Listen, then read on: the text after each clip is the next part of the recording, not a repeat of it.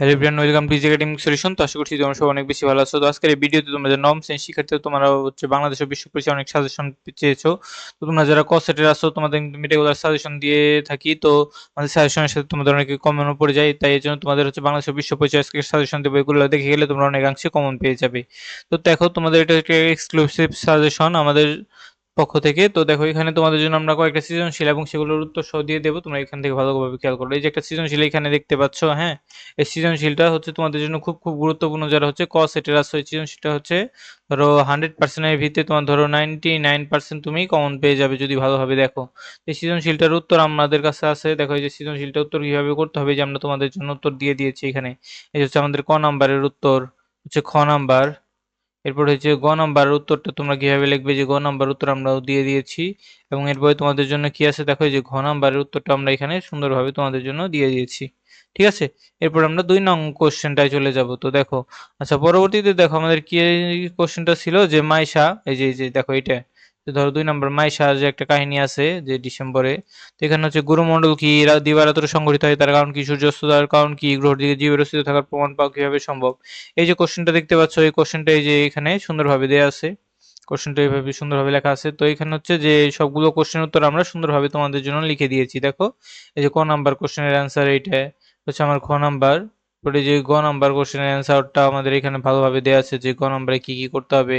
এবং হচ্ছে ঘ নাম্বার যে উদ্দীপকের যে গ্রহটা সেটা হচ্ছে শনি গ্রহ, এই গ্রহের হচ্ছে কি কি বৈশিষ্ট্য আছে, জীবের অস্তিত্ব পাওয়া সম্ভব কিনা। নেক্সটে দেখো এই যে কোশ্চেনটা তোমাদের স্কিপ করা হয়েছিল, এটা ধরো 3 নাম্বার। আসিফ ভালো, আসিফ এবং মিতা ভালো গান গায়, যুদ্ধের সময় তারা বেতার ও বিভিন্ন অনুষ্ঠানে গান গেয়ে মুক্তিযোদ্ধাদের অনুপ্রাণিত করে। ঘটনা দুই কি বলছে, বাংলাদেশ ও বিশ্ব পরিচয় বিষয়টি পড়তে মিজান বললেন, তোমরা এমন দেশে বাস করছো যেখানে সর্বপ্রথম অস্ত্রের মাধ্যমে যুদ্ধ করে স্বাধীনতা পেয়েছে। ঠিক আছে, আচ্ছা। তো দেখো এখানে প্রথম কোশ্চেনটা কি আছে, যে গণযুদ্ধ কাকে বলা হয়। ঘতে আছে যে যৌথ কমান্ডো গড়ে তোলা হয়েছিল কিসের জন্য। গতে আছে যে মুক্তিযুদ্ধে আসিফ ও মিতার কার্যক্রম কিভাবে প্রশংসার জন্য ব্যাখ্যা করো। ঘটনা দুই, এইখানে যে আছে ঘটনা দুইটাও ব্যাখ্যা করো। ঠিক আছে, আচ্ছা। তো এই কোশ্চেনটার আনসার আমাদের কাছে আছে, তোমরা একটু সুন্দর মতো দেখে নেবে। এই যে কোশ্চেনটা দেখো, এই যে আমাদের এখানে দেয়া আছে এই কোশ্চেনটার আনসার।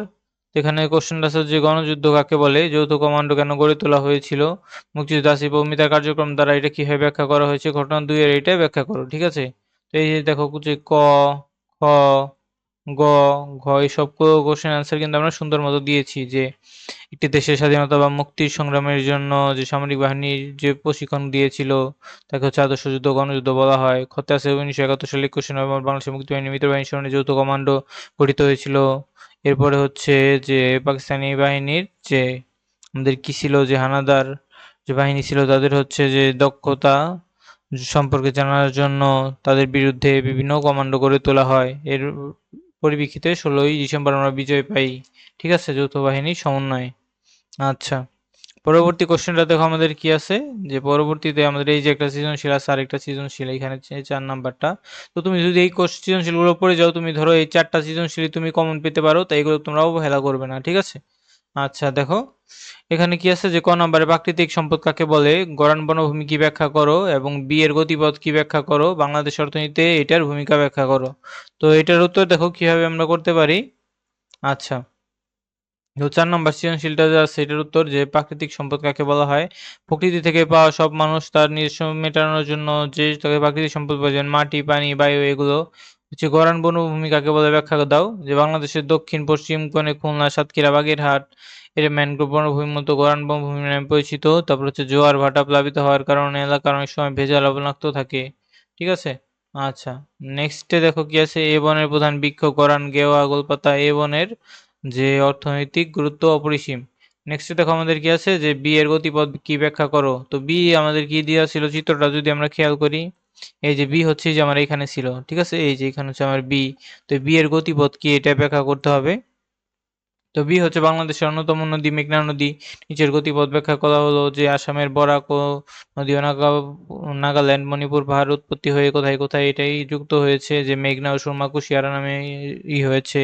পরবর্তী সুনামগঞ্জের আজমেরীগঞ্জের কাছে এটা মিলিত হয়েছে, কালিন্দী নামে প্রবাহিত হয়। ঠিক আছে, পরে ঘ নম্বরটাও খেয়াল করো। ঘ নম্বর কোশ্চেনটা আমাদের কি ছিল, ঘ নম্বর কোশ্চেন ছিল যে অর্থনৈতিক গুরুত্ব মানে কি কি প্রভাব রয়েছে অর্থনীতিতে।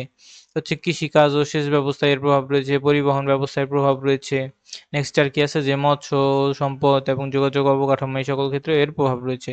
তো নেক্সটে দেখো তোমাদের জন্য আমরা কিছু সংক্ষিপ্ত প্রশ্নের সাজেশন তৈরি করেছি। এটা আমাদের কি কোশ্চেন? সংক্ষিপ্ত বা শর্ট কোশ্চেন। ১, ২, ৩, ৪, ৫, ৬, ৭। তো এই ৭টা যদি দেখে যাও, ৭টা থেকে তোমার ৭টাই কিন্তু কমন পাওয়ার সম্ভাবনা রয়েছে। তো আশা করছি এগুলো তোমরা ভালোভাবে দেখে যাবে। ঠিক আছে? আমি উত্তর সহ তোমাদের দিয়ে দিয়েছি এগুলো সংক্ষিপ্ত প্রশ্নগুলো।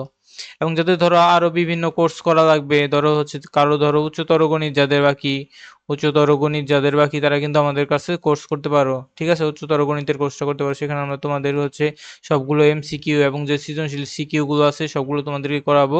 তোমরা মাত্র হচ্ছে যে কত?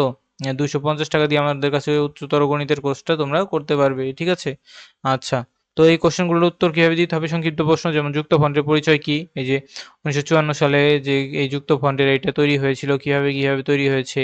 অপারেশন সার্চলাইট বলতে কি বুঝো? ১৯৭১ সালের ২৫শে মার্চ যে অপারেশন সার্চলাইটটা গড়ে উঠেছিল। এবং হচ্ছে মুক্তি ফৌজ বলতে কি বুঝো? ১৯৭১ সালের ২৫শে মার্চ পাকিস্তান আকস্মিক আক্রমণের ফলে যে কি করা হয়েছিল যে পুলিশ আনসার বিডিআর মিলে যে একটা বাহিনী গড়ে উঠেছে যাকে মুক্তি বাহিনী বলা হয়। সৌরজগৎ হচ্ছে সূর্যের প্রাণকেন্দ্র, এটা ব্যাখ্যা করো। সৌরজগৎ হচ্ছে সৌরজগতের কেন্দ্রে অবস্থিত একমাত্র নক্ষত্র যার আলো তাপ রয়েছে। সৌরজগতে সকল গ্রহ উপগ্রহ জ্যোতিষ্ক রয়েছে। এগুলোর কারণে এটা হচ্ছে যে এটা প্রাণকেন্দ্র বলা হয়। নেক্সটে দেখো আর কি কি আছে যে শুক্র গ্রহে অ্যাসিড বৃষ্টি কেন হয়? শুক্র গ্রহের বায়ুমণ্ডল অত্যন্ত ঘন ও কার্বন ডাই অক্সাইড আস্তরণ রয়েছে যা সূর্যের তাপকে ধরে ঘিরে রাখে এবং এই ঘন বায়ুমণ্ডলের মধ্যে সালফিউরিক অ্যাসিডের মেঘ রয়েছে। এই অত্যধিক তাপমাত্রা বায়ুমণ্ডলীয় কারণে এখানে যে অ্যাসিড বৃষ্টি হয়ে থাকে। এরপরে কি আছে যে অশ্বমণ্ডলকে শিয়াল বলা হয় কেন? পৃথিবীর উপরিভাগে যে কঠিন শিলাময় স্তর রয়েছে তাকে অশ্বমণ্ডল বা ভূত্বক বলে। এই স্তরের উপরের অংশ প্রধানত সিলিকা এবং অ্যালুমিনিয়াম থাকে। এই দুইটি অংশ দেখা যায়। উদ্দীপকের দুইটি ইংরেজি নাম এস, ওয়াই মিলে যে শিয়াল বলা হয়। ঠিক আছে? তো এই ছিল আমাদের তোমাদের ধরো এই সাজেশনগুলো আমরা এখান থেকে দিয়ে দিয়েছি। তো যাদের হচ্ছে আমাদের এই সাজেশন থেকে কমন আসবে তোমরা আমাদের পরবর্তীতে কমেন্টে জানাবে। ঠিক আছে? তো সবাইকে ধন্যবাদ জানিয়ে আজকে আমরা এখানেই শেষ করছি এবং এই ভিডিওতেও জানাও তোমাদের পরবর্তীতে কোন বিষয়ের সাজেশন লাগবে, কোন বিষয়ের সাজেশন লাগবে নবম শ্রেণীর শিক্ষার্থীরা, আমরা সেগুলো দেওয়ার চেষ্টা করব। ধন্যবাদ সবাইকে।